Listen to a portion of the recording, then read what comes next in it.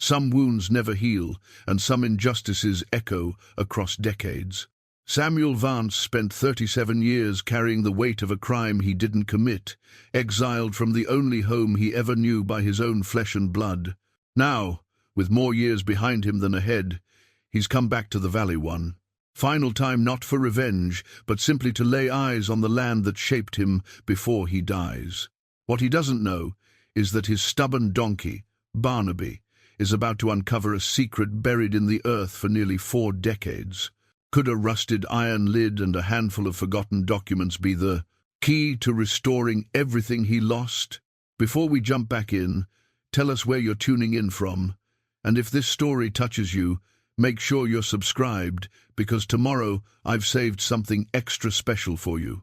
The road to Iron Valley hadn't changed much in 37 years. Samuel Vance could still recognize the shape of the hills against the sky, the way the pine trees clustered thick on the northern slopes and thinned out toward the southern ridges where the sun hit hardest. The gravel beneath Barnaby's hooves crunched with a familiar rhythm, and Sam found himself listening with the way a man might listen to a half-forgotten song from his youth. He was 71 years old now, though he felt every one of those years settling deep in his bones. The cancer the doctor had found 6 months ago was eating away at him slow and steady, and the physician had given him maybe a year if he was lucky. Sam didn't feel particularly lucky, but he did feel something close to peaceful as he rode that old donkey up the winding road toward home, or what used to be home. Barnaby was a stubborn creature, grey and shaggy with ears that seemed too large for his head.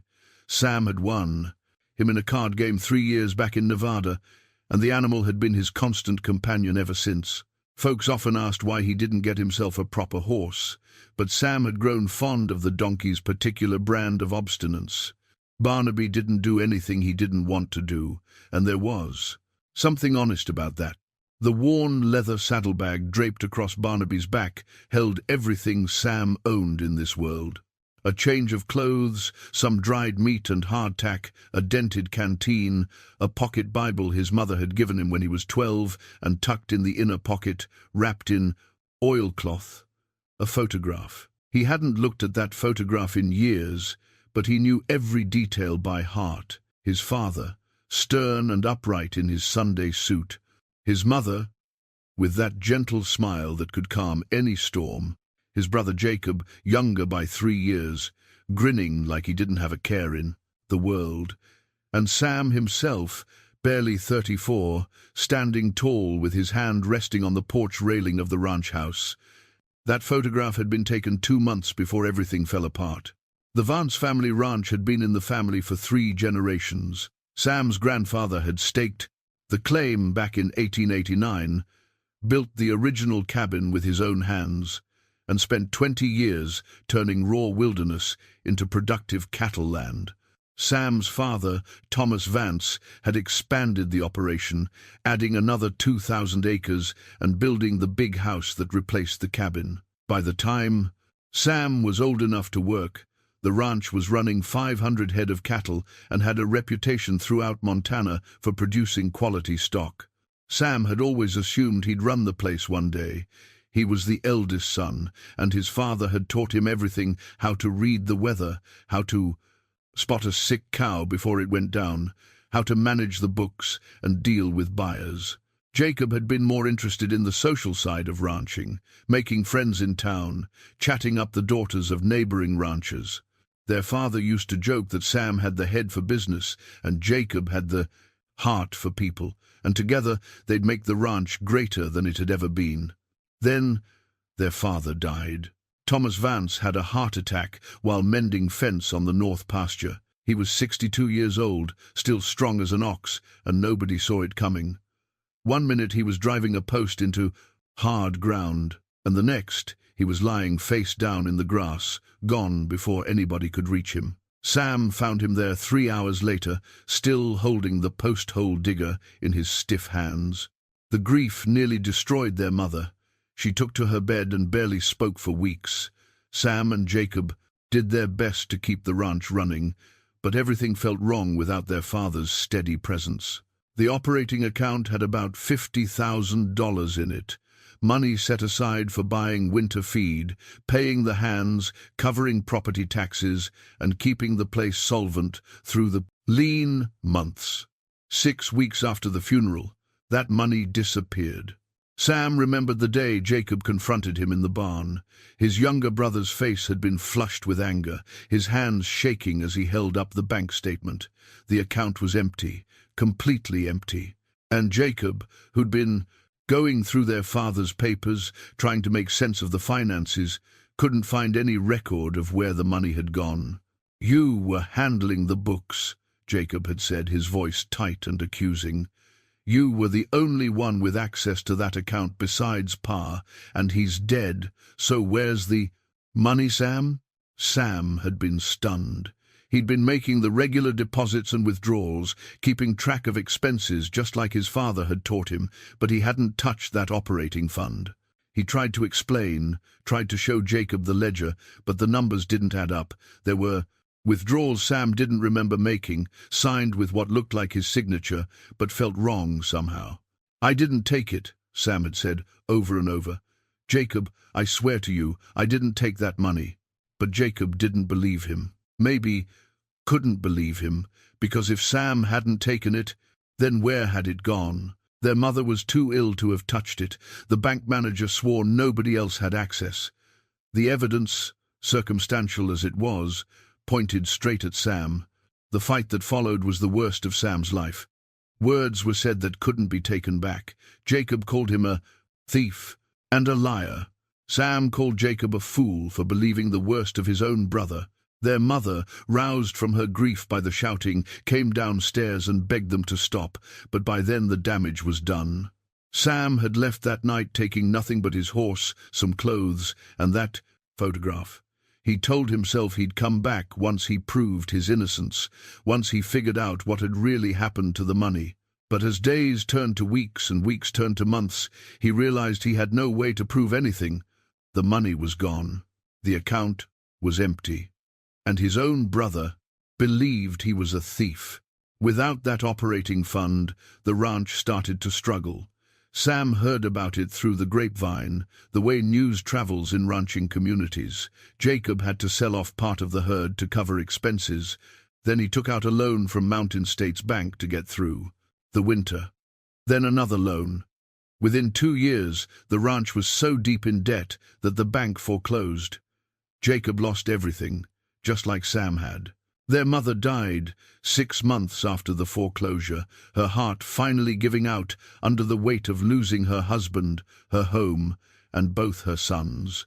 Sam got word of her passing from a former ranch hand who tracked him down in Wyoming. He'd wanted to go to the funeral, wanted to stand over her grave and tell her he was sorry, but he couldn't face Jacob. Couldn't face the accusation in his brother's eyes. Jacob had left Montana after that, and Sam never heard from him again. For all Sam knew, his younger brother was dead too. The ranch itself had been bought up by Mountain States Bank and turned into some kind of investment property. Sam had heard rumors over the years that they'd leased it to a big corporate farming operation, that they were using it for executive retreats, that it sat empty most of the year. He didn't know what was true and what was gossip, but it didn't much matter. The land wasn't Vance land anymore, and that was all that counted.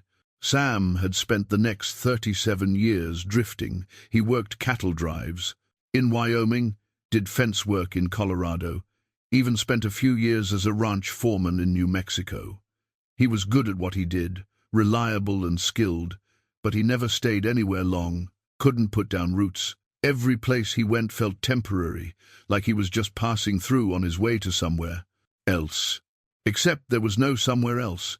There was just the long, slow march of years, and the growing certainty that he'd never clear his name, never go home, never set things right. Then came the diagnosis, and with it, a strange kind of clarity. He was dying. Whatever time he had left was measured in months, not years. And before he died, he wanted to see the ranch one more time. Not to reclaim it or fight for it, but simply to stand on that land and remember what it felt like to belong somewhere. So he'd saddled up Barnaby, packed his meager belongings, and started the long journey north. Now, as the sun settled low toward the western horizon, painting the sky in shades of orange and deep purple, Sam guided Barnaby up the final rise. His heart hammered in his chest, and his hands trembled slightly on the reins. 37 years. 37 years since he'd laid eyes on this place. The ridge opened up before him, and there it was. Iron Valley spread out below like a painting. The ranch house nestled in the crook of the valley, where Ironwood Creek ran clear and cold. The big house was still standing, its white paint visible even from this distance. The barn looked like it had been rebuilt, bigger than Sam remembered, with a steel roof that gleamed in the fading light. There were new outbuildings he didn't recognize, and the fence lines seemed different, but the basic shape of the place was the same. Sam pulled Barnaby to a stop and just sat there, drinking it in. The meadow where he'd learned to ride. The stand of cottonwoods where he and Jacob used to play as boys. The bend in the creek where their father taught them to fish. All of it still there, still real, still beautiful. His throat tightened, and his eyes stung. He'd told himself he wouldn't get emotional, that he'd just look and leave, but being here, actually being here after all these years, was harder than he'd expected. This was the land that raised him, the land that shaped him, the land he'd been forced to abandon because of a crime he didn't commit. "Well, Barnaby," Sam said quietly, his voice rough, "there it is, home." The donkey's ears swiveled, but he didn't move. Sam sat in the saddle a moment longer, memorizing the view, trying to burn it into his mind so he could carry it with him when he left.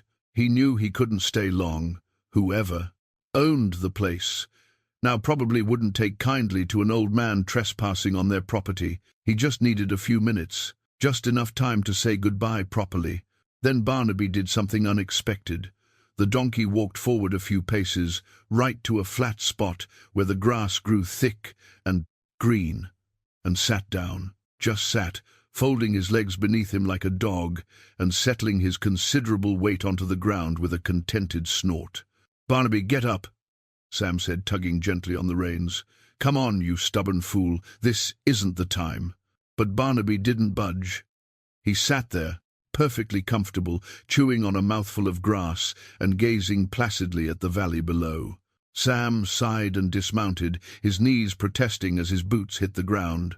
3 years with this animal, and he still couldn't predict when Barnaby would decide to be difficult. He walked around to the naty, donkey's front, and tried pulling on the halter, but it was like trying to move a boulder.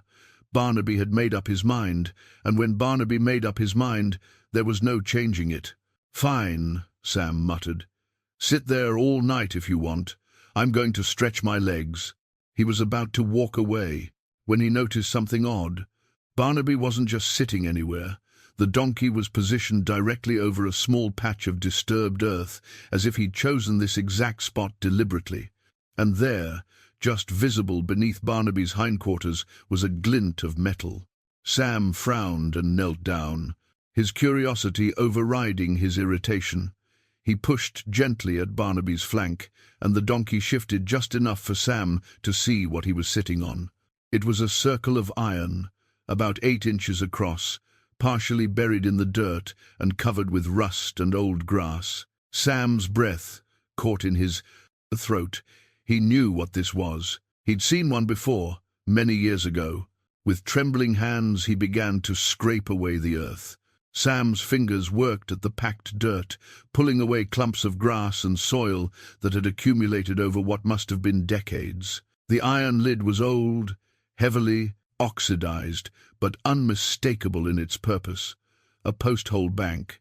His father had told him about these once, back when Sam was just a boy learning the ways of the ranch. During the hard times, Thomas Vance had said, a man needs a place to keep his emergency funds where nobody else can find them. Banks can fail, houses can burn, but the earth keeps secrets better than anything.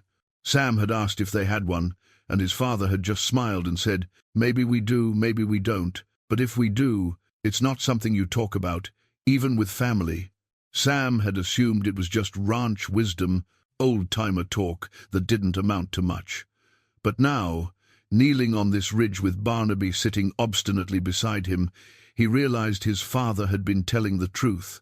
There had been a post-hole bank, and somehow, impossibly, Barnaby had sat down directly on top of it. The lid had a simple latch mechanism, rusted shut from years of exposure. Sam pulled his folding knife from his pocket and worked the blade under the edge, prying gently. The metal resisted, then suddenly gave way with a screech of corroded iron. Sam lifted the lid and set it aside.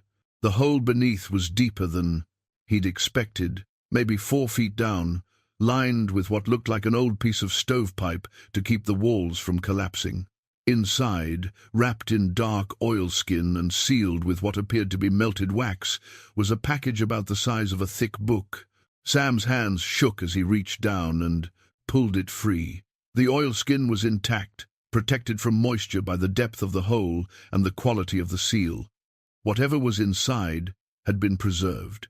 He sat back on his heels, cradling the package in his lap, almost afraid to open it. Barnaby turned his head and regarded Sam with those large, patient eyes as if to say, "Well, go on then." Sam carefully peeled away the wax seal. It cracked and fell away in brittle chunks. Then he unwrapped the oilskin, layer by layer, until the contents were revealed. Money. A thick stack of bills, mostly hundreds, bound with a rotting rubber band. Sam's breath came shallow as he counted. $50,000, maybe a little more. The exact amount that had disappeared from the ranch's operating account all those years ago. But that wasn't all. Beneath the money was a document, yellowed with age but perfectly legible. Sam unfolded it with trembling fingers and read the ornate script at the top. United States Land Patent. It was the original land grant for the Vance Ranch, issued in 1889 to his grandfather, Jonathan Vance. The official government document that proved ownership of the land, signed by the president himself. Sam. They had heard of these patents. They were the original deeds, more powerful than any county record or modern title. They were proof of ownership that superseded almost everything else. His mind reeled. His father had hidden the money and the patent in a post-hole bank somewhere on the property, and then died before he could tell anyone where it was. The money Sam had been accused of stealing had never been stolen at all. It had been right here, buried in the earth, waiting to be found. And if the money was here, that meant the bank's claim that the operating account was empty had been legitimate. But it also meant Sam had been telling the truth all along. He hadn't taken anything. The money had simply been moved by his father, hidden away for reasons Sam could only guess at. Sam pressed his palm to his forehead, trying to make sense of it. Why would his father hide this? What had he been afraid of? And more importantly, what did this mean for everything that had happened after? He looked at the land patent again, studying the legal language. The property boundaries were clearly marked, the acreage specified. And there, at the bottom, was a notation he almost missed. Said patent grants ownership in perpetuity to Jonathan Vance and his heirs. Said ownership not subject to seizure or foreclosure except in cases of federal taxation default. Not subject to foreclosure. Sam read it again, slower this time, making sure he understood. The land patent made. The Vance Ranch exempt from normal foreclosure proceedings. The only way it could be legally taken was if the family failed to pay federal taxes, and Sam knew for a fact that his father had always paid those taxes on time, every year without fail, which meant the bank's foreclosure had been illegal. Mountain States Bank had seized the property based on the ranch's failure to repay loans, but if the land patent was valid, and there was no reason to think it wasn't, then they'd had no legal right to take the land in the first place. The ranch still belonged to the Vance family. It still belonged to Sam. He sat there in the grass as the sun dipped below the horizon, holding the patent in his hands and trying to process what this meant. For 37 years, he'd believed he was a thief and an exile. He'd carried the weight of that accusation across half the western states, never able to settle, never able to forgive himself for something he hadn't done. And now, in the span of 15 minutes, everything had changed. The money proved his innocence, the patent proved the foreclosure was a fraud, and Barnaby, that stubborn, contrary animal, had found it all by. Refusing to take another step, Sam looked at the donkey, who was now lying fully on his side, eyes half closed in contentment. "You knew, didn't you?" Sam said softly. "Somehow you knew." Barnaby's ear flicked, but he didn't open his eyes. Sam carefully rewrapped the money and the patent in the 16 oilskin, though he kept the documents separate so he could examine them more closely later. His mind was already racing ahead, thinking through what came next. He couldn't just walk down to the ranch house and announce he was the rightful owner. Whoever was living there now, whether it was bank, representatives or tenants or some corporate entity, would call the sheriff and have him arrested for trespassing before he could explain. No, he needed to be smart about this. He needed to find a lawyer, someone who understood land law and could verify that the patent was legitimate. He needed to file the proper claims with the county and possibly the federal land office. He needed to build a case that couldn't be dismissed or ignored. But even as he thought through the practical steps, another realization settled over him like a cold wind. Jacob, his brother, needed to know about this. Needed to know that Sam had been telling the truth, that the money had never been stolen, that everything that happened, the accusations, the exile, the loss of the ranch, their mother's death, had all been based on a misunderstanding. Sam had no idea where Jacob was, or even if he was still alive. They hadn't spoken in 37 years. The last words between them had been full of anger and betrayal. But if there was any chance of finding his brother, of showing him this evidence and setting the record straight, Sam had to try. He owed Jacob that much. He owed himself that much. The sky was darkening now, stars beginning to appear in the deepening blue. Sam knew he should move, should find a place to camp for the night, but he couldn't bring himself to leave this spot just yet. He was sitting on the ridge, overlooking his family's land, holding proof of his innocence in his praetors hands, and for the first time in 37 years he felt something he'd almost forgotten. Hope. It was fragile and uncertain, tempered by age and illness, and the knowledge that nothing could bring back the lost years. But it was there, a small flame burning in his chest, warming him against the evening chill. Barnaby finally decided to stand, rising to his feet with a grunt and shaking the dust from his coat. He nuzzled Sam's shoulder gently, as if offering comfort or perhaps taking credit for the discovery. "All right, old friend," Sam said, getting slowly to his feet and tucking the oilskin package into his saddlebag. "Let's find a place to rest. Tomorrow we start figuring out how to take back what's ours." He led Barnaby away from the ridge, back toward the cover of the pine trees where they could make camp unseen. But he paused once to look back at the valley, at the ranch house, with its lights just beginning to glow in the windows. "I'm coming home," he whispered to the darkening land, "and this time nobody's going to make me leave." Sam made camp in a small clearing about a mile from the ridge, tucked back in the pines where the firelight wouldn't be visible from the valley below. He gathered deadfall wood and built a small fire, then sat with his back against a fallen log and the oilskin package open on his lap. Barnaby grazed nearby, apparently unconcerned with the magnitude of what they'd found. The land patent was the key to everything, but Sam needed to understand exactly what it meant in legal terms. He'd done enough ranch work over the years to know that ownership disputes could get complicated, especially when banks and corporations were involved. Mountain States Bank had held the property for 37 years. They'd probably sold grazing rights, timber rights, maybe even mineral rights. Untangling all of that would take time and expertise he didn't have. He studied the patent by firelight, reading every word carefully. The language was formal and precise, full of wherefore and heretofore that made his head ache. But the essential facts were clear.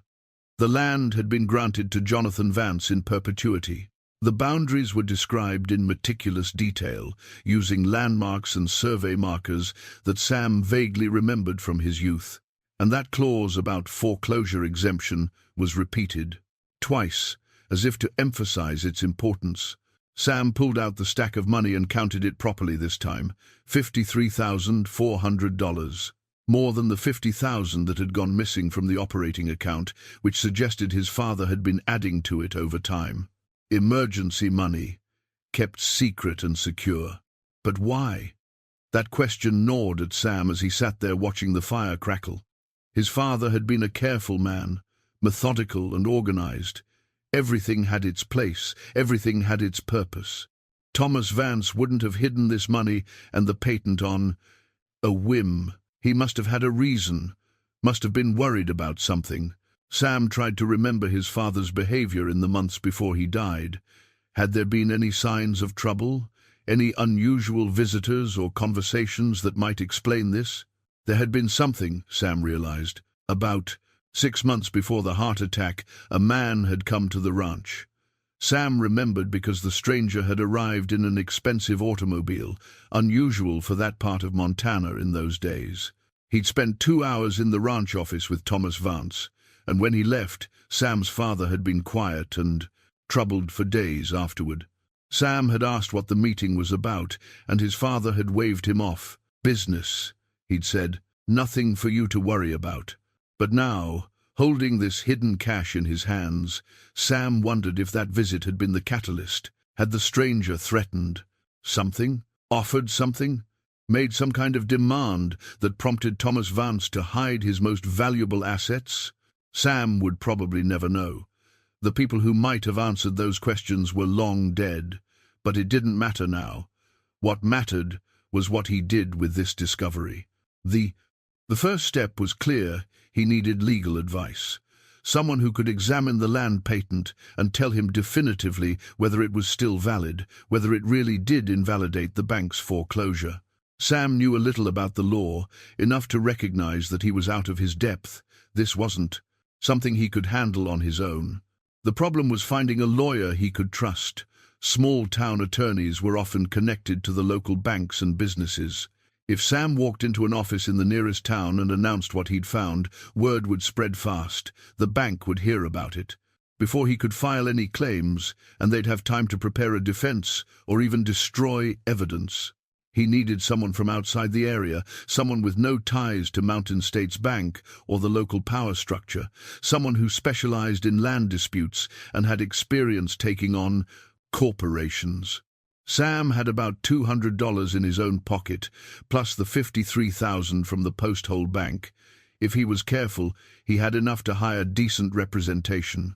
But he'd have to travel to find the right person, probably to a larger city like Billings or even Helena.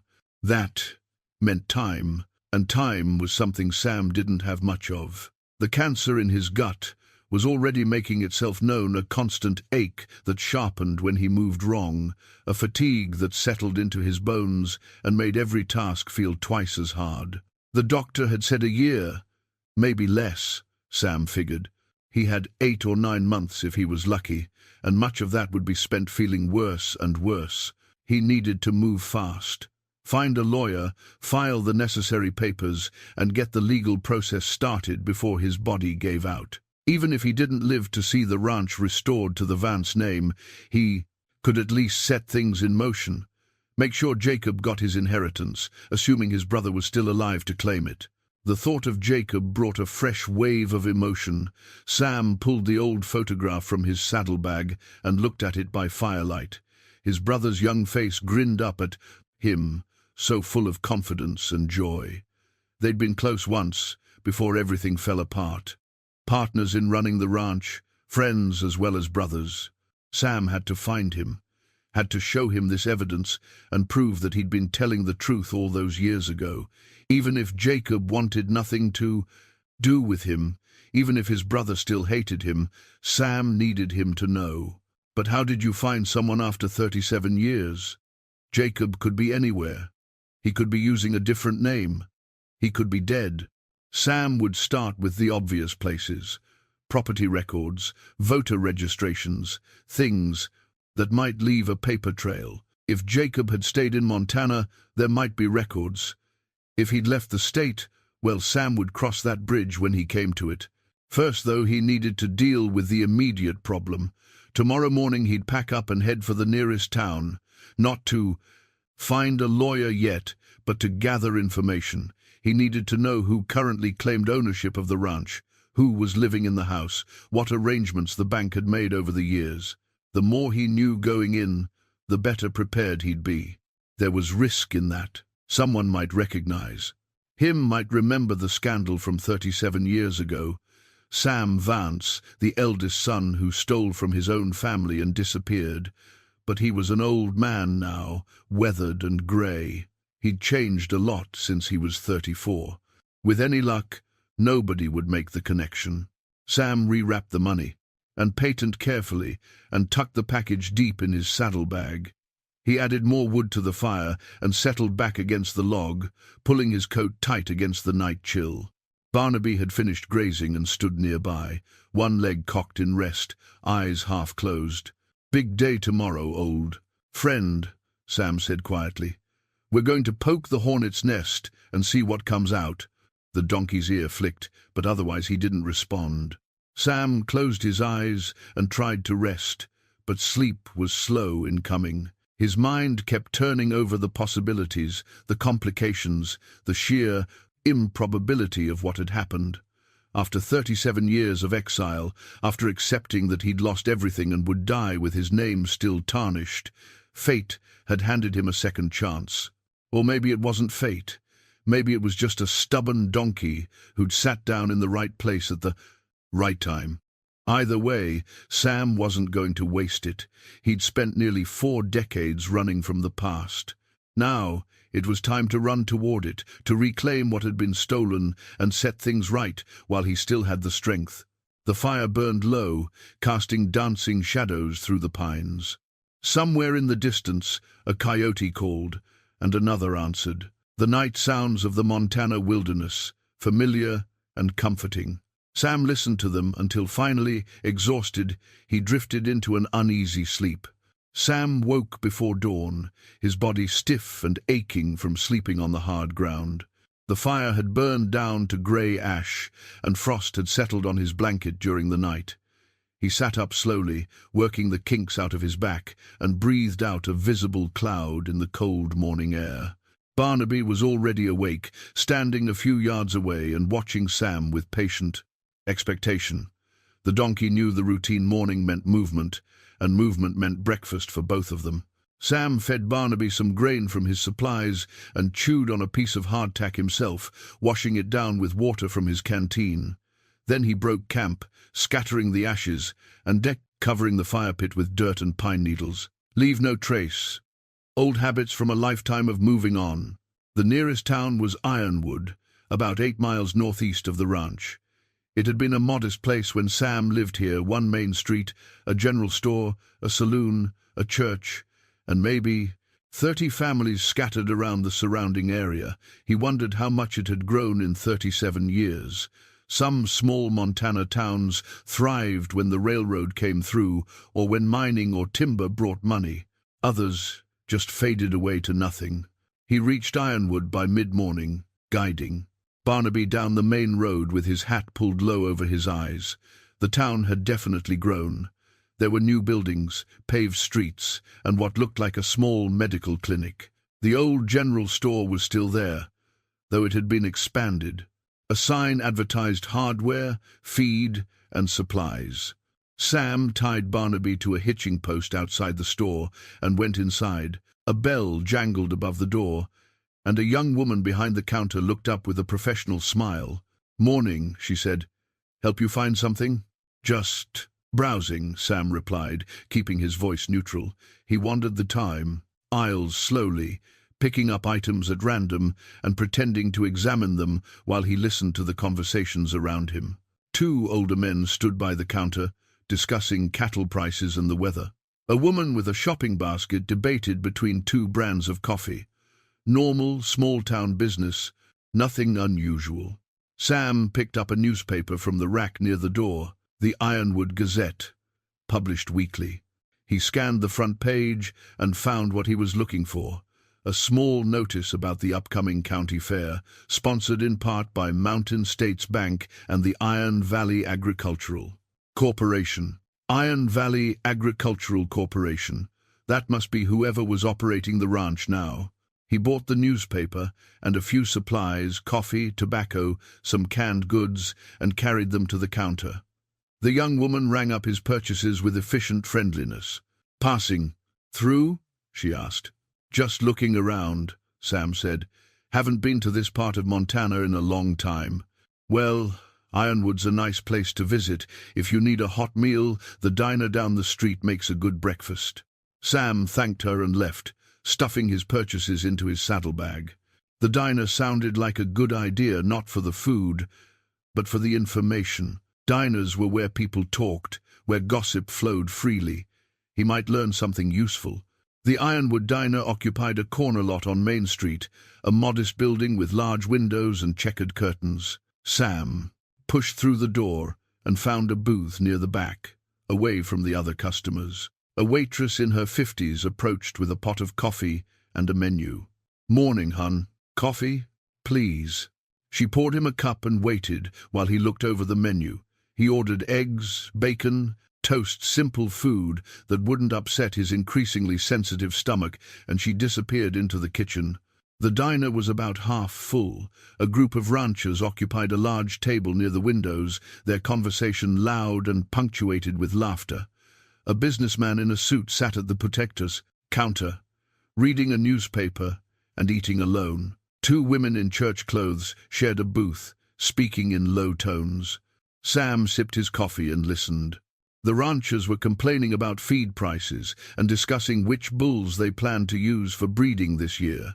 Standard ranch talk, nothing relevant to Sam's situation. The businessman seemed absorbed in his newspaper, but the two women, their conversation caught Sam's attention. "I still say it's a shame," one of them said, keeping her voice just above a whisper. "That ranch used to be a real family operation. Now it's just a business. Nobody even lives in the main house anymore. Mountain States rents it out for hunting parties," the other woman replied. "Rich folks from back east come in the fall to shoot elk. They pay thousands of dollars for the privilege. It doesn't seem right. The Vance family built that place from nothing, and now strangers are treating it like a hotel." Sam's hand tightened around his coffee cup. He kept his expression neutral, his eyes on his own table, but his ears were locked on their conversation. "Well, the Vances lost it fair and square," the first woman said. "Couldn't pay their debts. That's business. Still seems wrong. I knew Eleanor Vance went to church with her before she passed. That woman's heart was broken by what happened. Losing her husband, then the scandal with her son, stealing money, then losing the ranch. It killed her, plain and simple." Sam closed his eyes briefly. Hearing his mother's name spoken aloud, hearing the pain described so matter-of-factly, was harder than he'd expected. "Whatever happened to the sons?" the second woman asked. "Jacob left Montana years ago. Haven't heard a word about him since. And Sam, well, some folks say he died out in Nevada or Arizona somewhere. Others say he's still drifting around, too ashamed to come home." "Maybe he should be ashamed," the first woman said primly. "Stealing from your own family is about as low as a man can go." Sam wanted to stand up, wanted to walk over to that booth and tell them the truth, but he forced himself to stay seated, to keep breathing slowly, to let the anger settle before he did something foolish. The waitress returned with his breakfast, and Sam focused on eating. The food was good, but he barely tasted it. His mind was churning with what he'd just heard. The ranch was being used as a hunting retreat. Mountain States Bank still controlled it through some kind of corporate arrangement. Nobody lived there full-time. And in town, at least among some people, the Vance family name was still associated with shame and scandal. That last part stung the most. Sam had hoped that after 37 years, people might have forgotten or moved on. But small towns had long memories, especially when it came to juicy scandals. He finished his meal, paid, and left the diner. Outside, the morning sun had burned off the frost, and the day was turning pleasant. Sam stood on the sidewalk for a moment, deciding his next move. There had to be public records somewhere, deeds, property transfers, tax documents. If he could find the county courthouse or land office, he might be able to confirm exactly what legal claims Mountain States Bank had on the property. That information would be crucial when he finally talked to a lawyer. He was about to untie Barnaby when a voice behind him said, "That's a fine-looking donkey." Sam turned to find an old man leaning on a cane, studying Barnaby with an appreciative eye. The man had to be in his 80s, with a face like weathered leather and eyes that were still sharp despite his age. "Thank you," Sam said carefully. "Don't see many folks traveling with donkeys these days. Everybody wants trucks and trailers." The old man extended a gnarled hand. "Name's Charlie Hoskins. Ran the base. Feed store here for 40 years before I retired." Sam shook his hand. "Sam," he said, then immediately regretted giving his real first name. But Charlie didn't seem to notice anything unusual. "You looking for work, Sam? There's always ranches hiring good hands." "Just passing through," Sam said. "Might stick around a few days, see the sights." Charlie chuckled. "Not much to see in Ironwood unless you're interested in cattle and grain prices, but we're friendly enough." He paused, studying Sam more closely. "You look familiar somehow. You ever live around here?" Sam's heart skipped. "No," he said. "Never been to this part of Montana before." "Huh, must just have one of those faces then." Charlie tipped his hat. "Well, welcome to Ironwood. If you need anything, folks around here are generally helpful." Sam thanked him and watched the old man shuffle away. That had been close. Too close. If Charlie Hoskins had been around for 40 years, he would have known the Vance family. He might have even known Sam personally, though Sam had changed enough that the old man hadn't made the connection. He needed to be more careful. Using a false name, keeping his head down, limiting his interactions. The last thing he needed was to be recognized before he had his legal case prepared. Sam mounted Barnaby and rode slowly through town, looking for the courthouse. He found it on a side street, a modest brick building that housed both the county offices and the local sheriff's department. He hesitated. Going inside meant exposing himself, creating a record of his presence, but he needed that information. Taking a breath, Sam tied Barnaby outside and walked through the front door. The county clerk's office was a small room with filing cabinets lining the walls and a desk where a middle-aged woman sat typing on a computer. She looked up as Sam entered, her expression polite but professionally distant. "Can I help you?" she asked. "I'm interested in looking at property records," Sam said, "for a ranch in Iron Valley, the old Vance place." The woman's fingers paused on the keyboard. "The Vance Ranch. That's been bank property for a long time now. May I ask why you're interested?"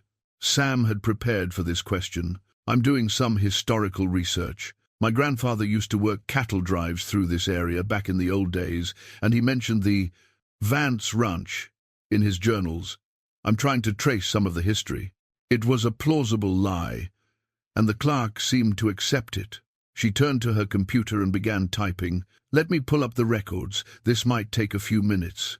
We're still in the process of digitizing some of the older files." Sam nodded and waited, his hands resting casually on the counter despite the tension coiling in his chest. This was it. He was about to see the official record of how his family's land had been taken. "Here we are," the clerk said finally, turning the monitor so Sam could see. "The property was originally granted to Jonathan Vance in 1889 through a federal land patent. Ownership passed to his son Thomas Vance in 1921. Then, in 1988, the property was foreclosed on by Mountain States Bank for defaulted loan obligations. The bank transferred ownership to Iron Valley Agricultural Corporation in 1995, though Mountain States retained certain mineral and water rights." Sam studied the screen, memorizing the details. "Is there any record of the original land patent being filed with the county?" The clerk frowned. "Well, Land patents are federal documents. They're registered with the Bureau of Land Management, not the county. We would have a notation of it, but not the actual patent itself. She clicked through a few more screens. Yes, here's the notation from 1889, but it's just a reference note. The actual patent would be in the federal archives. And the foreclosure in 1988, Sam said carefully. Were there any challenges to it? Any legal disputes? Not according to these records. The foreclosure appears to have gone through without contest. The clerk looked at him curiously. Are you planning to write a book or something? This is pretty detailed research for a family history project. Just being thorough, Sam said. Can you tell me who currently manages the property for Iron Valley Agricultural Corporation? That would be handled through Mountain States Bank. They have a property management division that oversees corporate cotton holdings. If you want more specific information, you'd need to contact them directly. Sam thanked her and left the courthouse, his mind working through what he'd learned. The county records showed no mention of the foreclosure exemption in the land patent. That wasn't surprising. County clerks weren't lawyers, and they wouldn't necessarily know the significance of specific clauses in a federal document, but it meant the foreclosure had been processed as if the exemption didn't exist. Either Mountain States Bank had never known about the exemption, or they'd known and proceeded anyway, betting that nobody would challenge them. Given that the Vance family was in chaos at the time Sam exiled, Jacob struggling to save the ranch, their mother heartbroken, the bank probably figured they were safe. Sam needed that original land patent verified by an expert. The document he'd found in the post-hole bank looked authentic, but a court would require professional authentication. He needed someone who specialized in federal land law, someone who could trace the chain of ownership and prove the foreclosure had been illegal. He was walking back to where he'd left Barnaby when he noticed a man standing near the donkey, looking at him with interest. The man was in his 50s, well-dressed in ranch clothes that were too clean to have seen any real work. He had the look of someone who managed property but didn't actually get his hands dirty. "This your animal?" the man asked. As Sam approached, "That's right. I'm Robert Finch. I manage several properties in the area for Iron Valley Agricultural Corporation." He extended his hand, and Sam shook it, keeping his expression neutral. "I don't mean to pry, but I couldn't help noticing you came out of the courthouse. You, looking to buy land around here?" "Just looking," Sam said. "Thinking about maybe settling down. Wanted to see what's available." "Well, you picked a good area. Property values have been climbing steadily. We manage about 15,000 acres in this valley, including the old Vance ranch. Beautiful piece of land." Finch smiled, but there was something calculating in his eyes.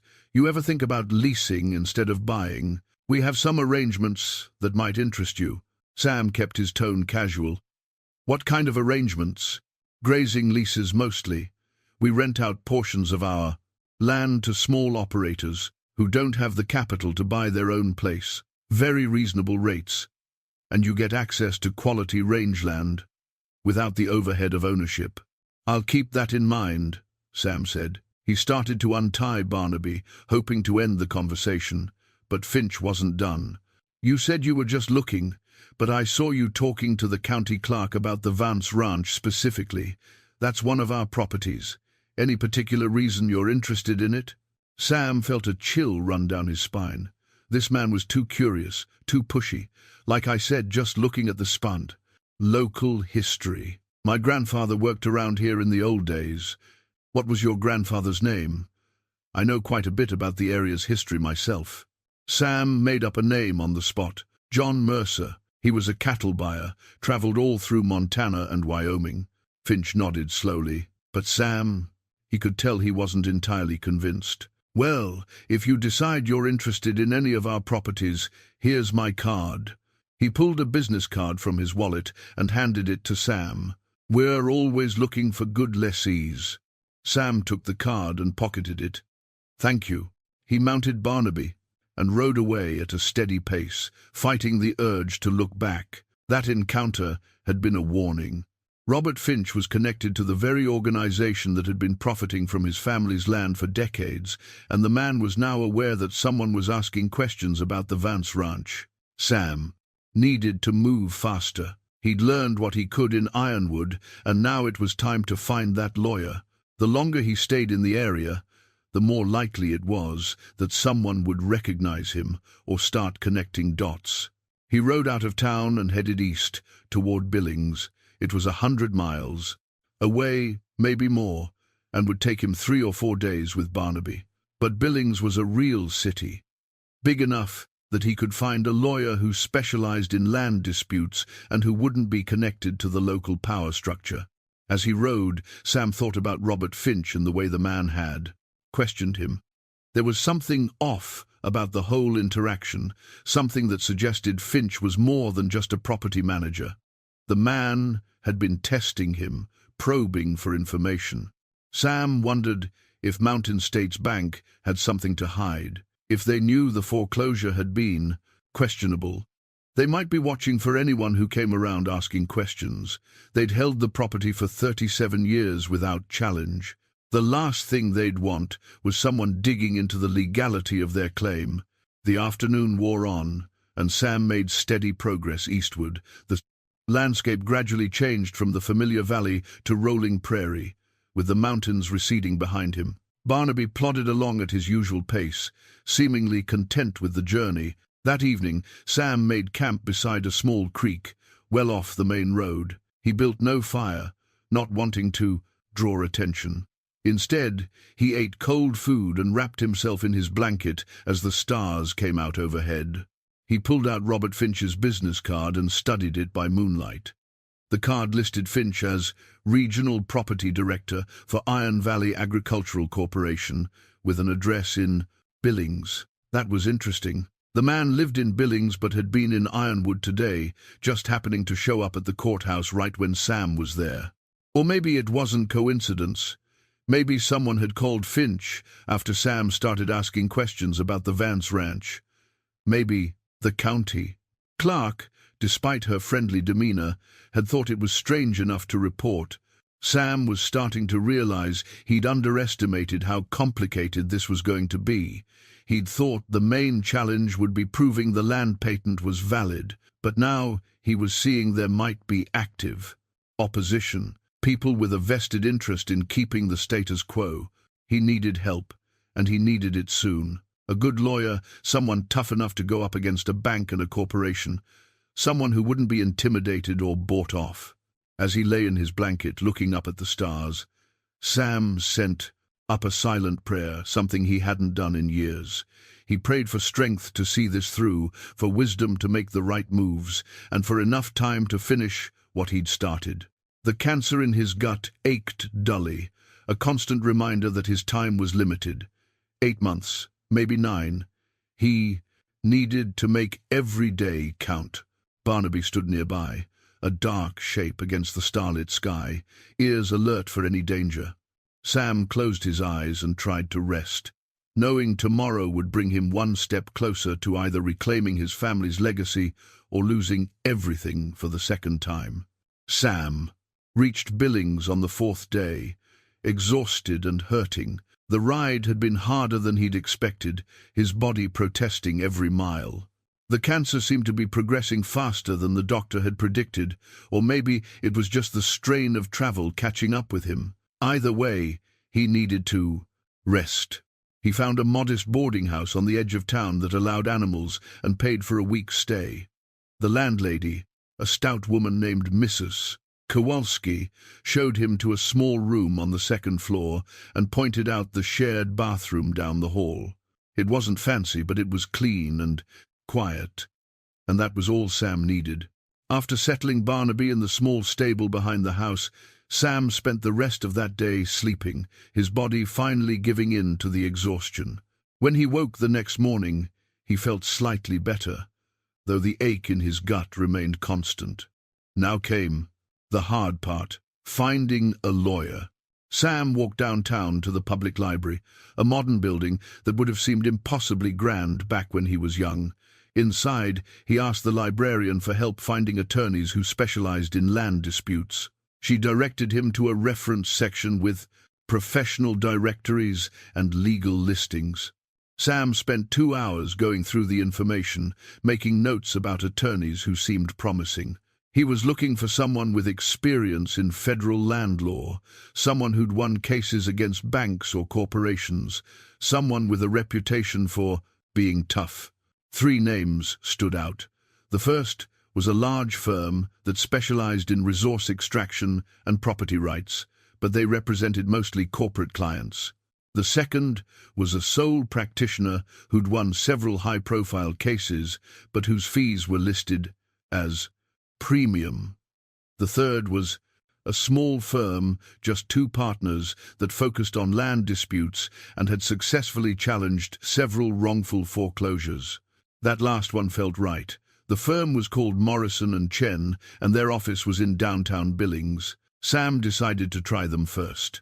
The office occupied the 3rd floor of an older brick building. Sam climbed the stairs slowly, catching his breath on each landing, and found the door marked with the firm's name in simple gold letters.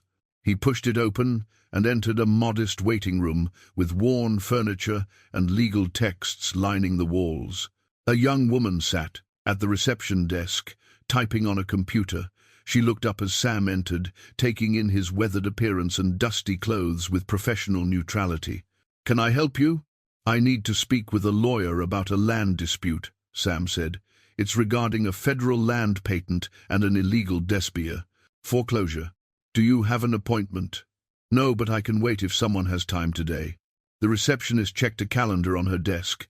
"Mr. Morrison has an opening at 3 o'clock this afternoon." "Would that work?" Sam nodded. It was just past 11 now, which gave him time to get a decent meal and clean up a bit. "I'll take it." "Your name?" Sam hesitated, then said, "Samuel Vance." The receptionist wrote it down without any sign of recognition. "We'll see you at 3, Mr. Vance." Sam left the office and found a diner where he forced down some lunch, though his appetite was almost non-existent. Then he went back to the boarding house and changed into his cleanest shirt, brushed the dust from his hat, and tried to make himself presentable. At 3 o'clock, he was back at Morrison & Chen, sitting in the waiting room with the oilskin package on his lap. The dun receptionist led him into a small office where a man in his 40s sat behind a desk covered with papers and law books. "Mr. Vance, I'm David Morrison." The lawyer stood and shook Sam's hand, gesturing to a chair. "Please, sit down. Tell me about your situation." Sam sat, suddenly unsure where to begin. He'd been rehearsing this conversation in his head for days, but now that the moment was here, the words felt stuck in his throat. 37 years ago, he began slowly, "my family's ranch was foreclosed on by Mountain States Bank. The foreclosure was based on unpaid loans, but I recently discovered evidence that the foreclosure was illegal." Morrison pulled a legal pad toward him and picked up a pen. "What kind of evidence?" Sam unwrapped the oilskin package and carefully removed the land patent, placing it on the desk. "This is the original federal land patent for the Prancha Vance Ranch, issued in 1889. There's a clause in it that exempts the property from foreclosure, except in cases of federal tax default. My father always paid his taxes on time."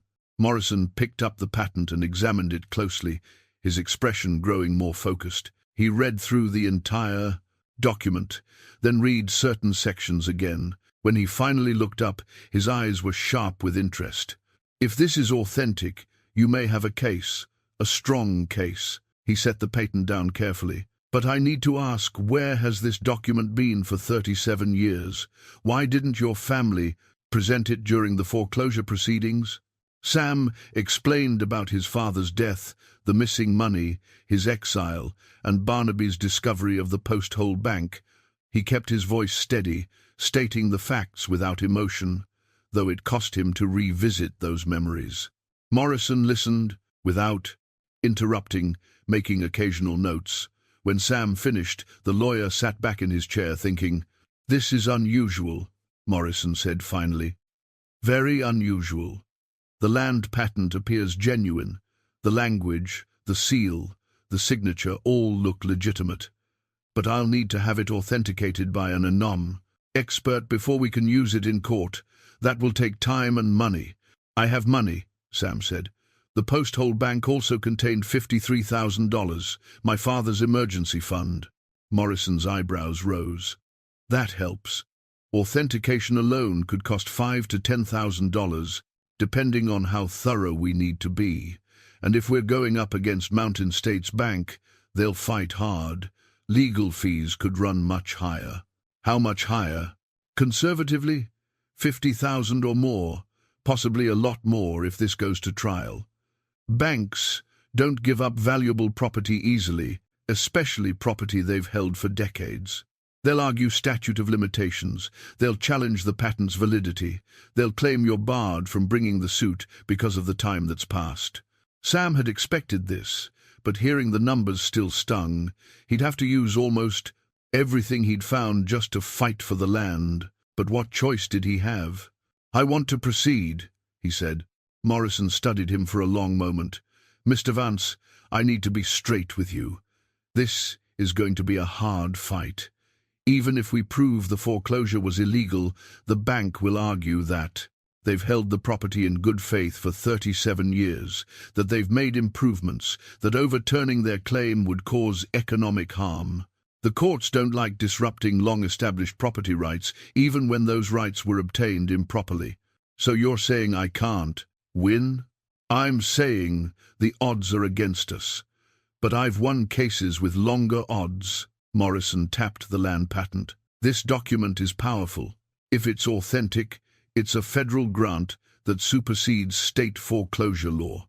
The bank should never have been able to take the property, no matter how much. Money was owed. That's the foundation of our case." "Then let's build on that foundation," Sam said. Morrison nodded slowly. "All right, here's what we need to do first. I'll send this patent to a forensic document examiner I work with. He's one of the best in the country for historical documents. While that's happening, I'll pull all the public records related to the foreclosure and the subsequent transfers of ownership. I'll also research case law on land patents and foreclosure exemptions." "How long will that take?" "The authentication, maybe 3 weeks. The rest of it, another 2 weeks on top of that. So we're looking at 5 weeks minimum before we can file anything." 5 weeks. Sam tried to calculate how he'd feel in 5 weeks. Worse, certainly, maybe a lot worse. But he'd manage, he had to. "There's one more thing," Morrison said. "You mentioned you have a brother, Jacob, right? If we succeed in overturning the foreclosure, the property would revert to the Vance family. That means both of you, as heirs. We need to locate him and get him on board with this." Sam's chest tightened. "I don't know where he is. Haven't spoken to him in 37 years. We'll need to find him. I have an investigator I work with who's very good at tracking people down. It'll cost extra, but it's necessary." "Do it," Sam said, "whatever it costs." Morrison made another note. "Okay, I'll draw up a retainer agreement. My standard fee is $300 an hour. But given the complexity of this case, I'd recommend we work on a contingency basis instead. I take 30% of any settlement or award, but you don't pay unless we win." Sam shook his head. "I'd rather pay as we go. I don't want to owe anybody anything when this is done." "Fair enough." Morrison pulled out a form and began filling it in. "I'll need a $10,000 retainer to start. That covers the initial investigation, the authentication, and about 30 hours of my time. We'll track costs carefully and let you know if we need more." Sam counted out the 2025. Money from the stack he'd brought with him, watching his resources dwindle. But this was what the money was, for reclaiming what had been stolen. Morrison accepted the cash and wrote out a receipt. "One last question, Mr. Vance. Why now? You've lived with this for 37 years. What changed?" Sam met the lawyer's eyes. "I'm dying. Cancer. I've got maybe 8 months, maybe less. I don't care about living on that ranch again. But I care about the truth. I care about my brother knowing I didn't steal from our family. And I care about making sure the people who profited from our loss face some consequences. Morrison's expression softened slightly. I understand. We'll do everything we can. Sam stood and shook the lawyer's hand. When should I check back? Give me a week to get started on the research. Then come by, and I'll update you on what we've found. Sam left, the office feeling both lighter and heavier. Lighter because he'd taken action, put the wheels in motion. Heavier because now the reality of what he was attempting was settling in.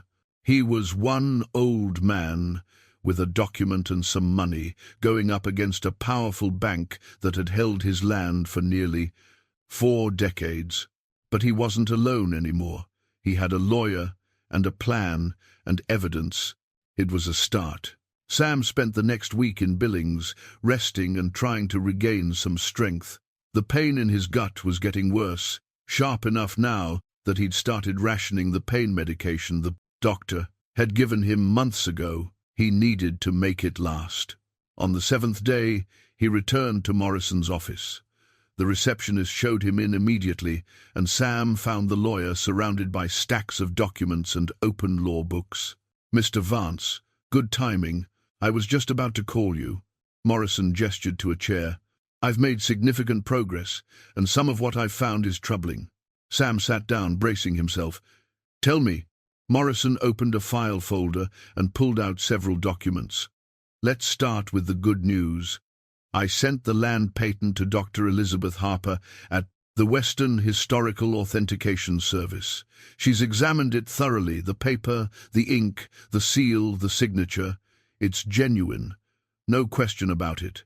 You have an authentic 1889 federal land patent with a valid foreclosure exemption clause." Relief washed through Sam. At least that part was solid. "The bad news," Morrison continued, "is that when I started digging into the foreclosure proceedings from 1988, I found some irregularities. Significant irregularities." "What kind of irregularities?" "The foreclosure was filed by Mountain States Bank, claiming your family owed approximately $75,000 in unpaid loans. According to the court documents, your brother Jacob was notified of the foreclosure and given 60 days to respond or pay the debt. He didn't respond, so the court ruled in the bank's favor by default. Jacob was probably broken by. Then," Sam said quietly, "lost, angry, didn't know what to do. Perhaps, but here's the thing. I pulled the original loan documents from the county archives. According to those records, the total amount your family owed was $42,000, not $75,000. Sam frowned. "So the bank inflated the debt?" "It appears so. And there's more. The loan documents show that your father made regular payments on that loan for years. In fact, according to the payment history, the loan should have been down to about $35,000 when he died, not $42,000 and $42,000. Certainly not $75,000. How is that possible?" Morrison pulled out another document. "I think someone altered the records. Look at this payment ledger. See these entries here, dated between 1986 and 1987. The handwriting is different from the earlier entries. The ink is a slightly different shade. And when I compared these entries to your father's bank statements, which I got from the Montana State Archives, there are payments recorded in his statements that don't appear in this ledger."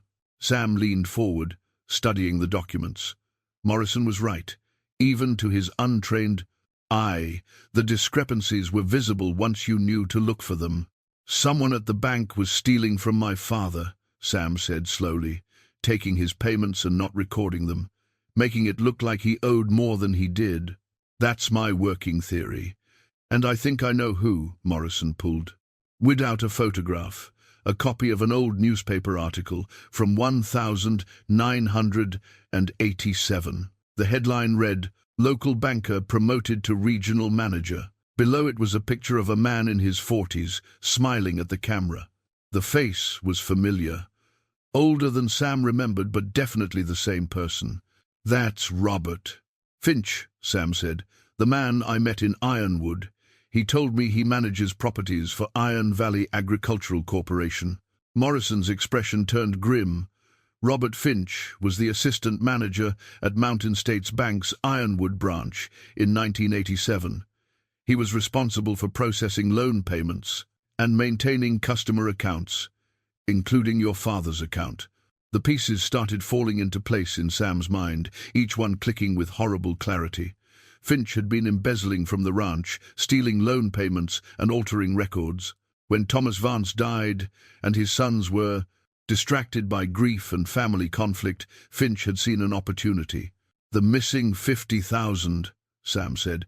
"The money I was accused of stealing." "Finch took that too, didn't he?" "I can't prove it yet, but it fits the pattern.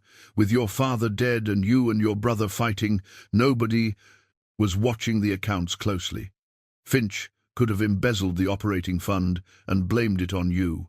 Then, when the ranch went under because of the missing money and the inflated loan debt, the bank foreclosed and Finch ended up managing the property. He profited from destroying my family." Sam's hands clenched into fists. 37 years of exile, of carrying the weight of a false accusation, of his mother dying, heartbroken, all because of one man's greed. "There's more," Morrison said quietly. "I did some digging into Iron Valley Agricultural Corporation. It's a shell company. The only shareholders on record are Robert Finch and 3 other former Mountain States Bank employees. They created the corporation in 1995 and bought the ranch from the bank for a fraction of its value. The bank sold them the land cheap? Very cheap. The property was appraised at $400,000 in 1995. They paid $150,000. I'm guessing some of the bank executives got kickbacks for approving the sale." Sam sat back in his chair, overwhelmed. This wasn't just about his family losing the ranch. It was about systematic corruption, embezzlement, fraud. Robert Finch had orchestrated the whole thing, from the initial theft to the foreclosure to the eventual acquisition of the property. "Can we prove any of this?" Sam asked. "Some of it. The discrepancies in the loan documents are clear. The suspicious sale price is documented. What we can't prove yet is Finch's direct involvement in the embezzlement. The records have been lost or destroyed. But if we file suit to overturn the foreclosure based on the land patent, we can use the discovery process to subpoena all of Mountain States Bank's internal records from that period. We might find evidence of the fraud.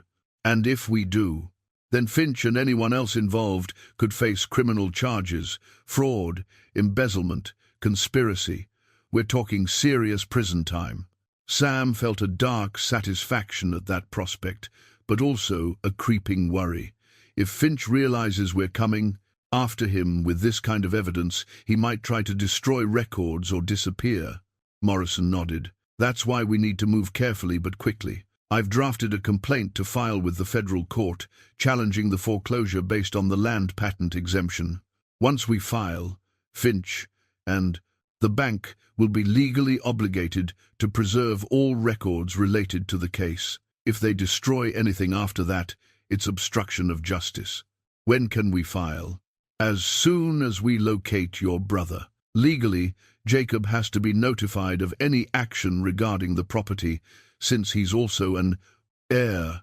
My investigator has been working on finding him, and I think we're close." Sam's throat tightened.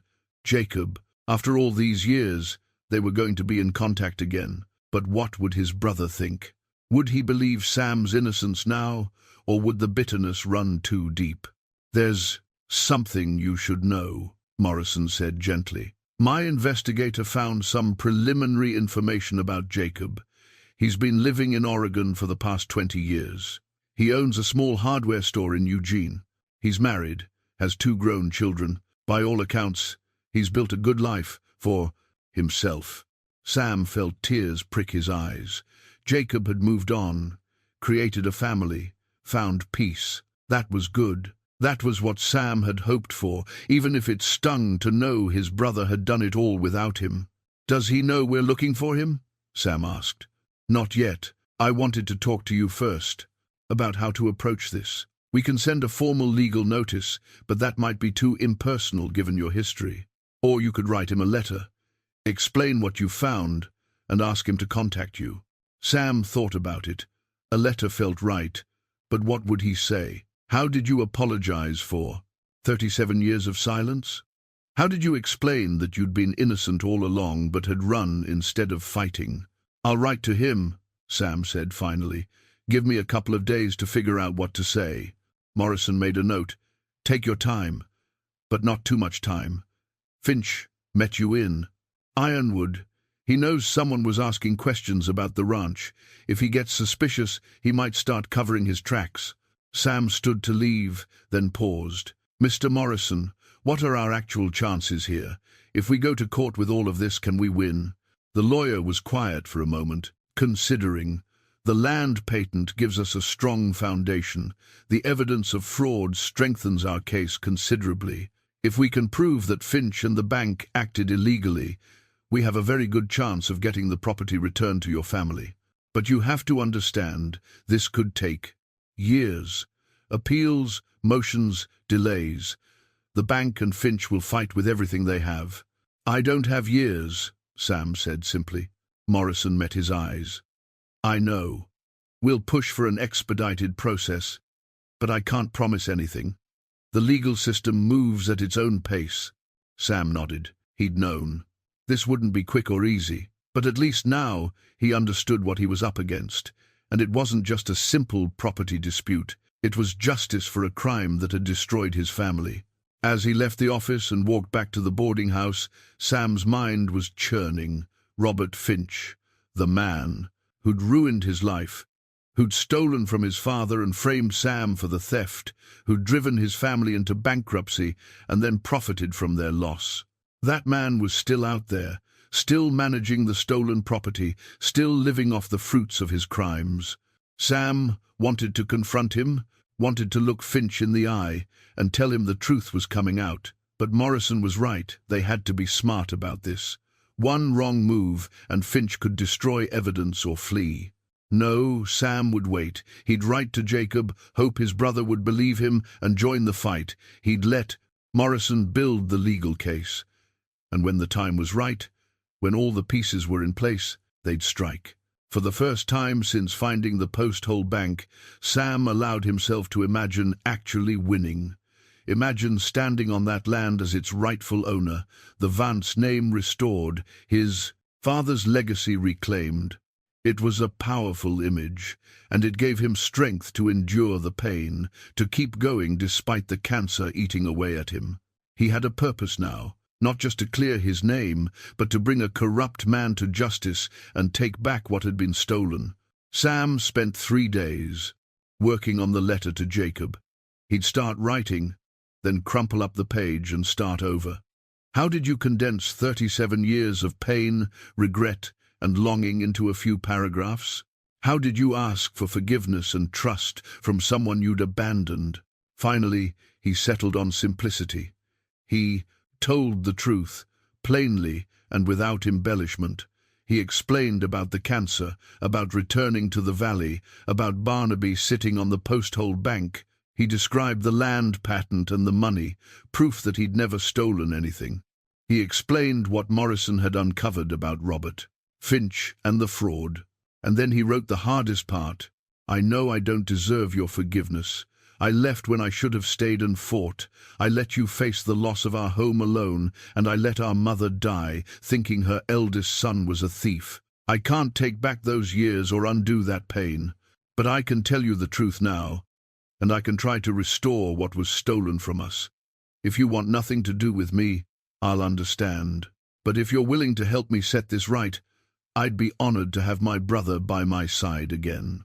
Your brother, Sam. He read it over one final time, sealed it in an envelope, and walked to the post office. Sending the letter felt like releasing something he'd been holding for decades. Once it was in the mail slot, there was no taking it back.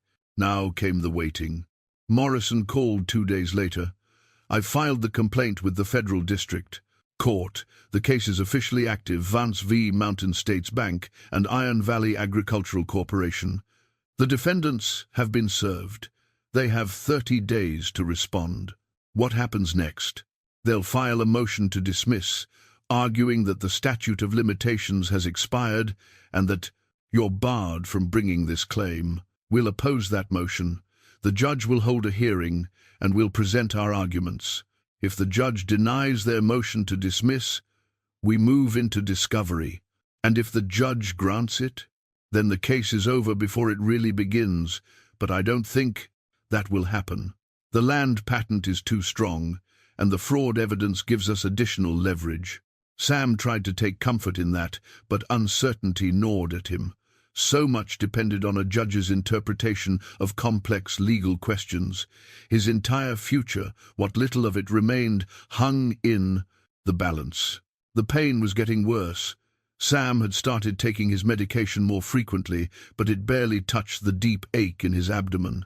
He'd lost weight, his clothes hanging loose on his frame. When he looked in the mirror, he saw an old man staring back, hollow-eyed and gaunt. Mrs. Kowalski noticed. She started bringing him extra food at dinner, gentle but insistent that he eat more. "You need your strength," she'd say. Sam didn't have the heart to tell her that strength wasn't something food could restore anymore. Barnaby seemed to sense something was wrong too. The donkey stayed close when Sam went out to the stable, pressing his nose against Sam's shoulder in a gesture that felt almost like comfort. 10 days after Morrison filed the complaint, the lawyer called with news. "I heard from Mountain States Bank's attorney. They want to discuss a settlement." Sam's heart jumped. A settlement? Already? They're worried. The land patent has them spooked, and I think they're afraid of what we might uncover in discovery. Their initial offer is $200,000 in exchange for you dropping the case and signing away any claim to the property. $200,000. It was more money than Sam had ever imagined having. He could use it to pay for better medical care, maybe buy himself a few more months of comfort. He could leave something for Jacob, try to make up for the lost years. But it wasn't justice. It was hush money. "No," Sam said. "I didn't come this far to be bought off." Morrison was quiet for a moment. "I need to advise you that if we turn this down and lose in court, you could end up with nothing. Settlements eliminate risk. I understand, but some things are worth more than money. Tell them no." "All right. I'll relay your decision." 3 days later, Jacob called. Sam was in his room at the boarding house when Mrs. Kowalski knocked on his door.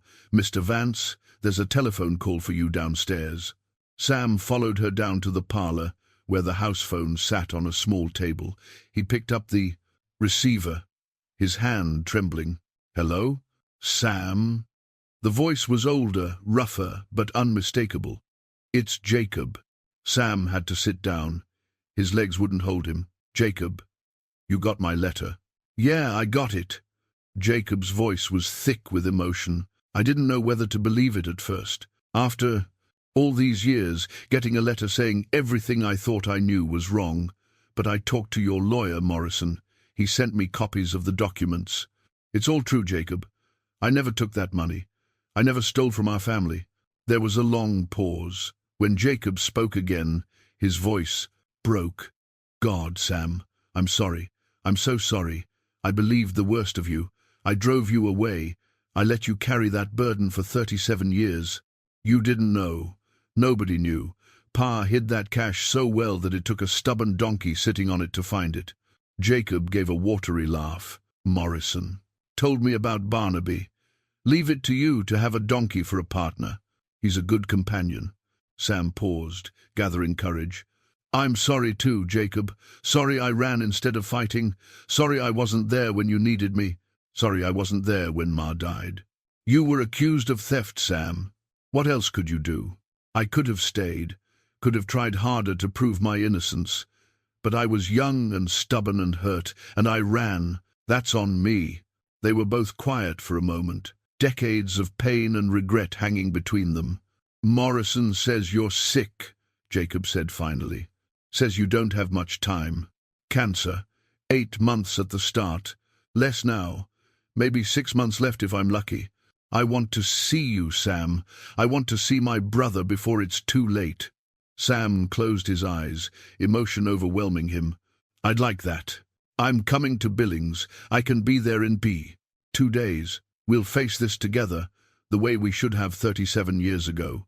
After they hung up, Sam sat in the parlor for a long time, just breathing. His brother was coming. After all these years, they'd be together again. It felt impossible, like a dream he was afraid to trust. Mrs. Kowalski found him there an hour later. "Are you all right, Mr. Vance?" "Yes," Sam said, surprised to find it was true. "I think I am." Jacob arrived on a Thursday afternoon, driving a pickup truck with Oregon plates. Sam was sitting on the porch of the boarding house when his brother pulled up. He stood slowly, his heart pounding, and watched as Jacob climbed out of the truck. His brother had aged, of course. Grey hair, lines around his eyes, a slight stoop to his shoulders that hadn't been there before. But his face was the same, and when their eyes met, Sam saw recognition and something else, forgiveness. They met halfway across the yard, and then Jacob pulled him into a fierce embrace. Sam hugged back, feeling his brother's strength, breathing in the familiar scent that memory had somehow preserved. Both men were crying, not bothering to hide it. "I missed you," Jacob said, his voice muffled against Sam's shoulder. "God, I missed you so much." "I missed you too, little brother." They stood there for a long time, making up for 37 years of distance in a single moment. That evening, they sat together in Sam's room, talking late into the night. Jacob told stories about his life in Oregon, about his wife Martha and their 2 children, about the hardware store he'd built from nothing. Sam talked about his years of drifting, the jobs he'd worked, the places he'd seen. And they talked about the ranch, about their parents, about what had been lost, and what they hoped to regain. "Morrison thinks we can win," Sam said. "The land patent is solid, and the evidence of fraud is compelling, but it could take years." "I know." Jacob looked at his brother, his expression serious. "But we're not doing this for the time frame. We're doing it for Ma, for the truth. However long it takes, I'm with you." The next day, they met with Morrison together. The lawyer laid out the strategy. The bank had filed their motion to dismiss, arguing statute of limitations and latches the legal doctrine that says you can't sit on your rights for decades and then suddenly assert them. "Our counter-argument is straightforward," Morrison explained. "You couldn't have brought this claim earlier because you didn't know about the land patent. The statute of limitations doesn't begin until you discover the basis for the claim. As for latches, we'll argue that the defendant's own fraud prevented you from discovering the truth sooner." "When is the hearing?" Jacob asked. 2 weeks from today. Federal Courthouse, 9 in the morning. Both of you should be there. The judge will want to hear directly from you." Sam nodded. 2 weeks. He could make it 2 weeks. He had to. Over the following days, Morrison prepared them for what to expect in court. He asked them questions, tested their answers, made sure their stories were consistent and clear. Jacob proved to be a natural, articulate, passionate, credible. Sam did his best, though the pain was making it harder to concentrate. The night before the hearing, Sam couldn't sleep. He lay in bed, staring at the ceiling, thinking about everything that had led to this moment.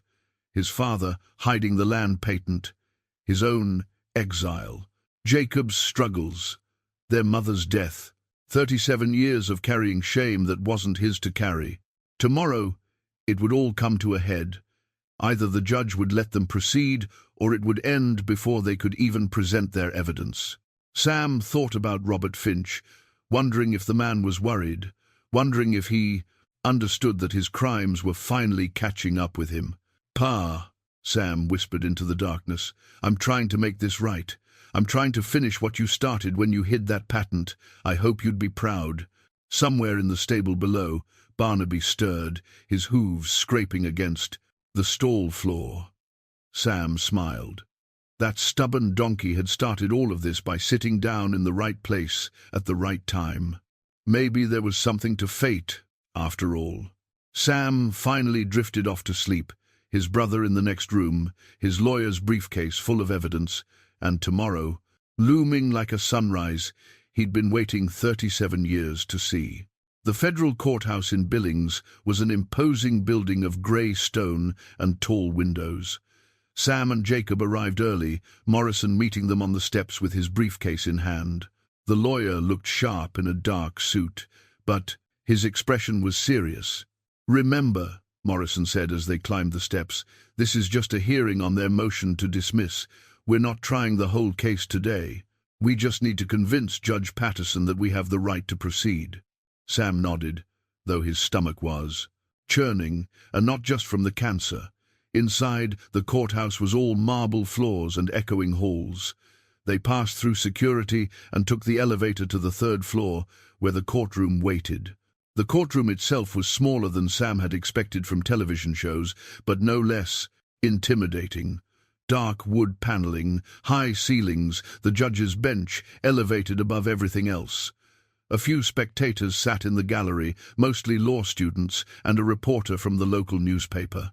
On the other side of the aisle sat the defense team, 3 lawyers in expensive suits, all carrying thick briefcases and exuding confidence. And behind them, in the first row of the gallery, sat Robert Finch.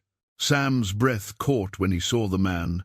Finch was in his 70s now, his hair white and his face lined, but Sam recognized him immediately. Those were the same cold eyes that had looked at him 37 years ago in the bank office, the same expression of barely concealed contempt. Finch met Sam's gaze and held it, his expression unreadable. Then, slowly, deliberately, he smiled. Sam felt Jacob tense beside him.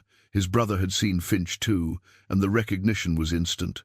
That was the man who'd destroyed their family, sitting there smiling like he didn't have a care in the world. "All rise." The bailiff's voice cut through the tension. Everyone stood as Judge Patricia Patterson entered from her chambers. She was a woman in her 60s, with grey hair pulled back in, a severe bun and sharp eyes that missed nothing. She settled into her chair and gestured for everyone to sit. "Good morning," she said, her voice carrying easily through the courtroom. "We're here on the defendant's motion to dismiss in the case of Vance versus Mountain States Bank and Iron Valley Agricultural Corporation. Counsel, are you ready to proceed?" The lead defense attorney stood. His name was William Garrett, and he had the polished look of someone who'd spent his career defending corporations. "Yes, Your Honor, the defense is ready." Morrison rose. "The plaintiffs are ready, Your Honor." "Very well, Mr. Garrett, this is your motion. You may begin." Garrett walked to the podium, moving with practiced ease. "Thank you, Your Honor. This case should be dismissed for 3 fundamental reasons.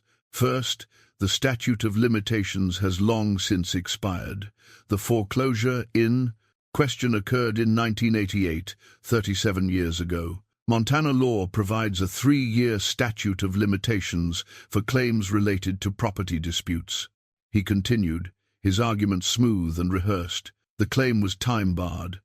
The plaintiffs had sat on their rights for decades. The doctrine of lashes prevented them from bringing the case now. Mountain States Bank and Iron Valley Agricultural Corporation had relied on the foreclosure for nearly 4 decades, making investments and improvements based on their ownership. Overturning that now would cause irreparable harm. Sam listened, feeling his hope begin to waver. Garrett made it sound so reasonable, so clear-cut. How could Morrison possibly counter arguments that sounded so solid? When Garrett finished, Judge Patterson turned to Morrison. "Counsel for the plaintiffs?" Morrison stood and approached the podium. He didn't carry notes. He looked directly at the judge.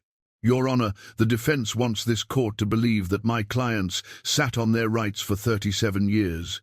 But you can't sit on rights you don't know you have. Samuel Vance only discovered the land patent 6 weeks ago. It was hidden by his father in a location no one knew about, and it was found purely by chance." He gestured to the evidence table where the land patent lay in a protective sleeve. "This document is authentic, verified by Dr. Elizabeth Harper, one of the nation's leading experts in historical document authentication. It's a federal land grant from 1889, and it contains a specific clause exempting the property from foreclosure except in cases of federal tax default. Morrison's voice grew stronger. Mountain States Bank had no legal right to foreclose on that property in 1988. None. The foreclosure was void from the beginning, and under federal law, a void judgment can be challenged at any time. There is no statute of limitations on void proceedings. Judge Patterson leaned forward slightly, interested now. That's a bold claim, Counselor. Are you prepared to prove the foreclosure was void and not merely voidable? Yes, Your Honor. The land patent specifically states that the property cannot be seized through foreclosure. That's not ambiguous. It's a federal directive that supersedes state foreclosure law. When the bank foreclosed anyway, they acted outside their legal authority. That makes the foreclosure void. Garrett was on his feet. Your Honor, if I may, you'll have your chance for rebuttal, Mr. Garrett. Judge Patterson waved him down. Continue, Mr. Morrison. Morrison took a breath. There's another issue, Your Honor. We have evidence of fraud. The bank inflated the debt, altered payment records, and embezzled funds from the Vance family. These actions prevented the Vances from defending against the foreclosure and discovering the truth.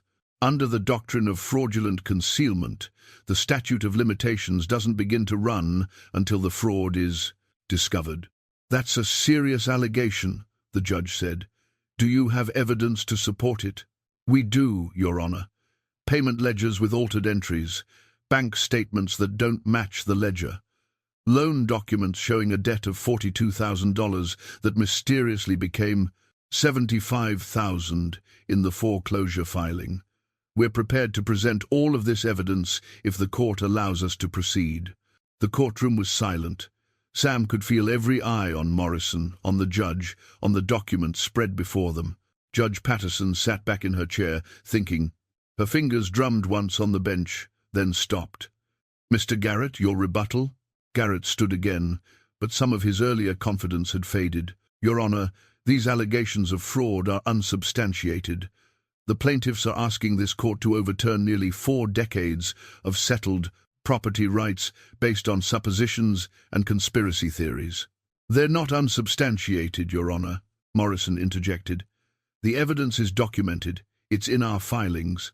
The defense hasn't even attempted to explain the discrepancies in the loan records. Judge Patterson held up her hand. Gentlemen, I've read your briefs. Mr. Garrett, the plaintiffs have presented what appears to be credible documentary evidence.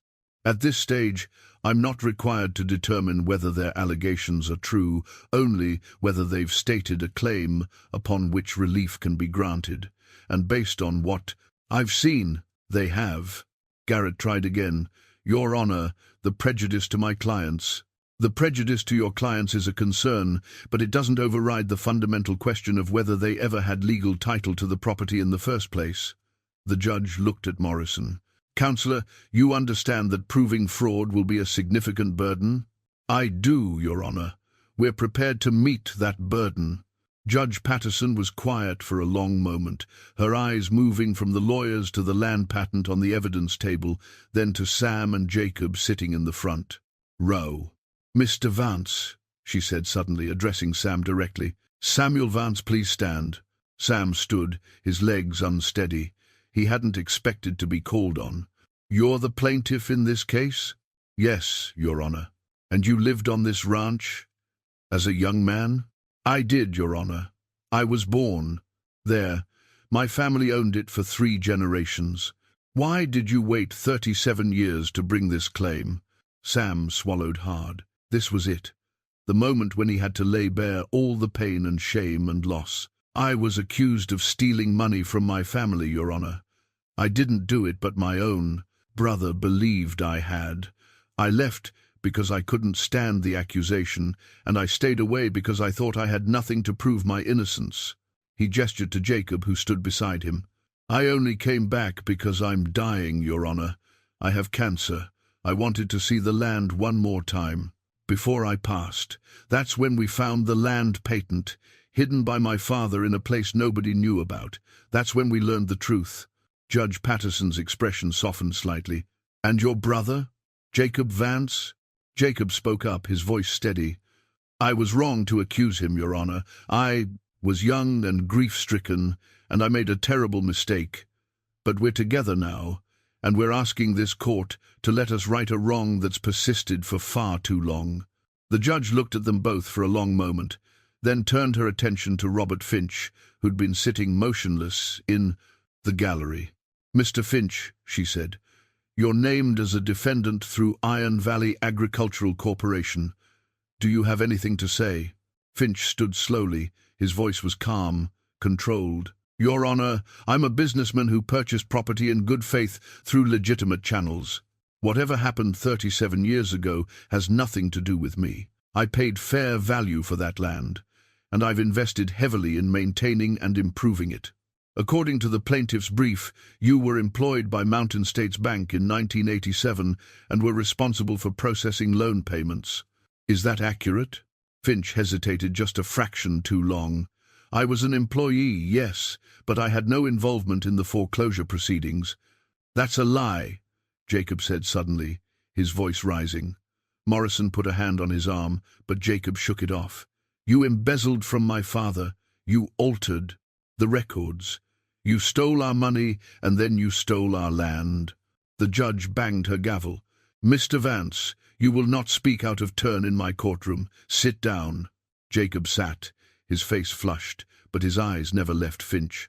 Judge Patterson turned back to the lawyers. Gentlemen, here's what I'm going to do.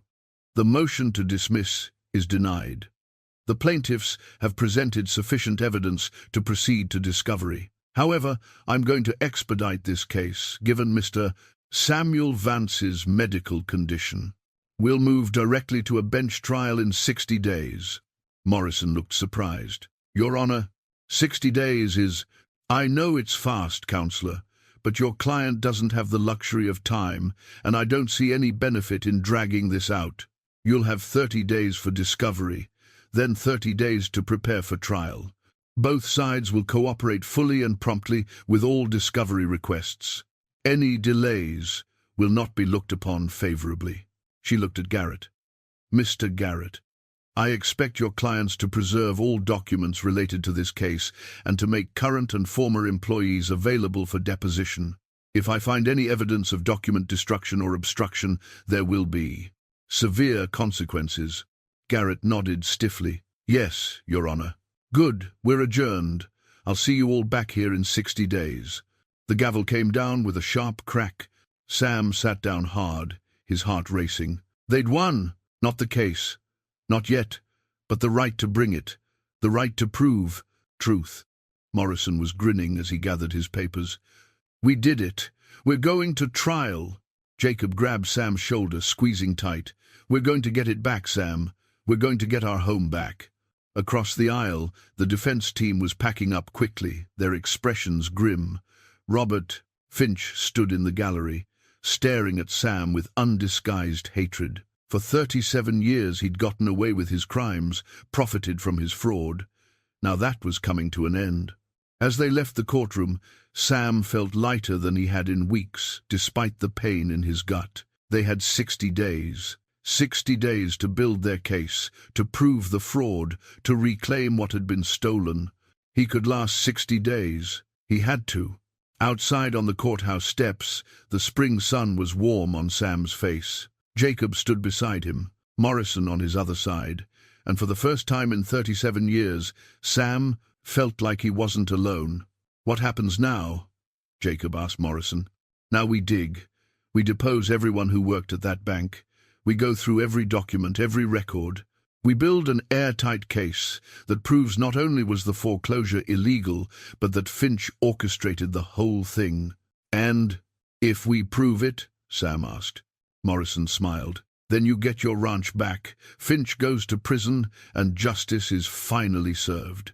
Sam looked out over the city, thinking about the valley 60 miles to the west. The valley where he was born, where his father and grandfather had built something lasting. Where Barnaby had sat down on a patch of grass and changed everything. Let's get to work, he said. The 60 days passed in a blur of depositions, document reviews, and legal maneuvering.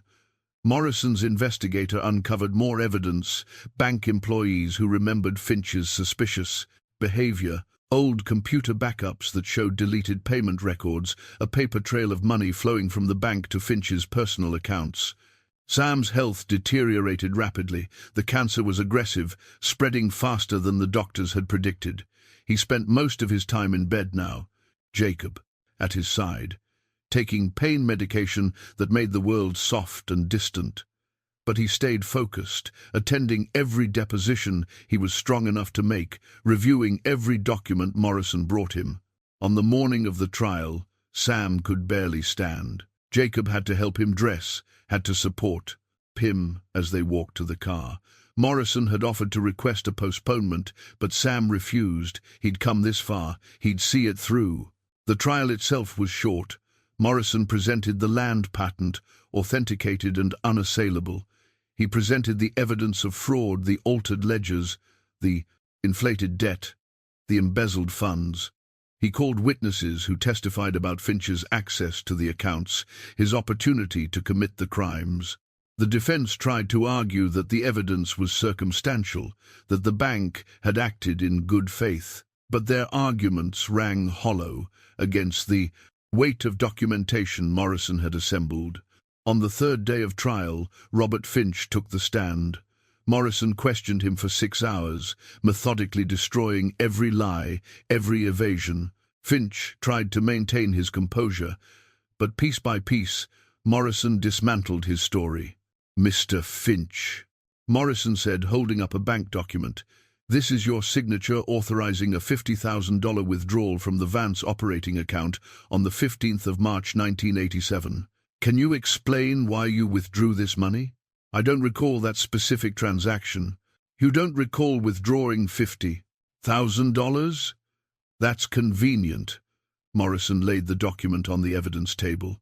"We have testimony from 3 former bank employees that you were the only person besides Thomas Vance with access to that account. Thomas Vance was dead by the 15th of March 1987, so who else could have made this withdrawal?" Finch's face reddened. "I may have made the withdrawal on behalf of the estate, except there's no record of this money going to the estate.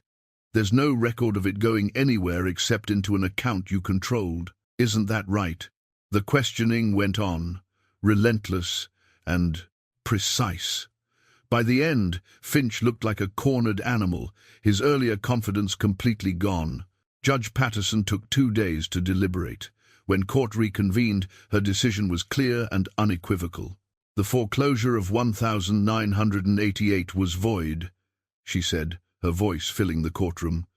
"The land patent explicitly exempted the property from seizure through foreclosure. Mountain States Bank acted without legal authority when they foreclosed on the Vance Ranch." She looked directly at Finch. "Furthermore, this court finds clear and convincing evidence of fraud. Robert Finch embezzled funds from the Vance family, altered bank records, and orchestrated a scheme to defraud them of their property. The foreclosure was not merely void, it was criminal." She turned to Sam and Jacob. "The property known as the Vance Ranch is hereby restored to the Vance family. All transfers of ownership subsequent to the 1988 foreclosure are nullified. Mr. Samuel Vance and Mr. Jacob Vance are the rightful owners, effective immediately." Sam felt Jacob's hand grip his shoulder. Through the fog of pain and medication, he felt tears streaming down his face. "Additionally," Judge Patterson continued, "I am referring this matter to the United States Attorney's Office for criminal prosecution. Mr. Finch, you should expect to hear from them shortly." The gavel came down. It was over. Outside the courthouse, reporters crowded around, shouting questions. Morrison handled them while Jacob helped Sam to the car. They drove back to the boarding house in silence, both brothers too overwhelmed to speak. That evening, Sam sat on the porch with Jacob, watching the sun set. The pain was bad, worse than it had ever been, but Sam barely noticed. They'd won. After 37 years, they'd won. "We should go see it," Jacob said quietly. "The ranch. Now that it's ours again." Sam nodded. Tomorrow. We'll go tomorrow. They made the drive the next day, Jacob at the wheel and Sam in the passenger seat, with Barnaby in a trailer behind them. The valley appeared just as Sam remembered, green and beautiful, the mountains rising in the distance. Jacob pulled up to the main house.